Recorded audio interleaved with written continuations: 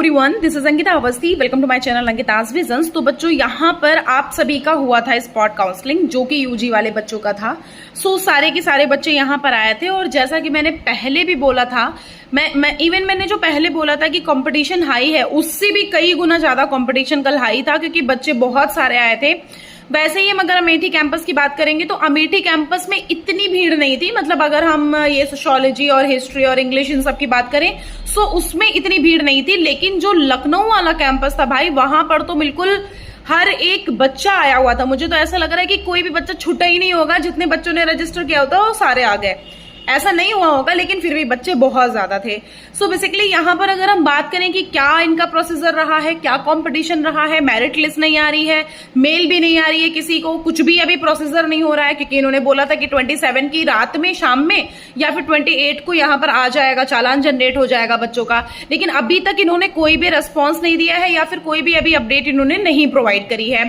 सो आप सभी को हम यहाँ पर जो मुझसे बात हुई है उसके बारे में बताएंगे, प्लस यहाँ पर जो कल हुआ था और जो मैंने बताया था उसके बारे में बताएंगे।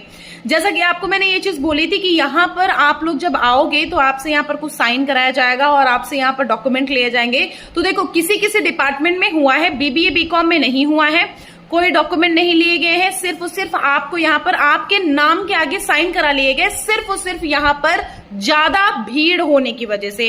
क्योंकि यहाँ पर स्टार्ट हो गया था, यहाँ पर 10 बजे से शुरुआत हो गई थी और शाम 5 बजे तक या 6 बजे तक काउंसलिंग चली थी।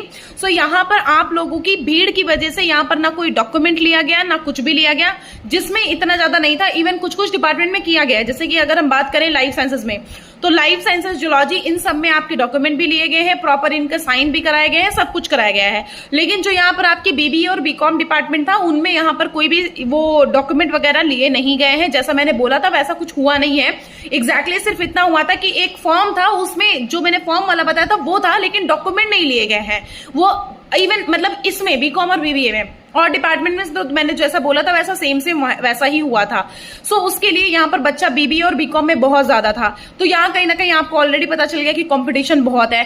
और कहीं ना कहीं अभी मैंने वहां पर कल जो बच्चे मुझे मिले थे, मैं 11 बजे के बाद आई थी, जो मुझे बच्चे मिले थे उनको मैंने क्लियर भी कर दिया था।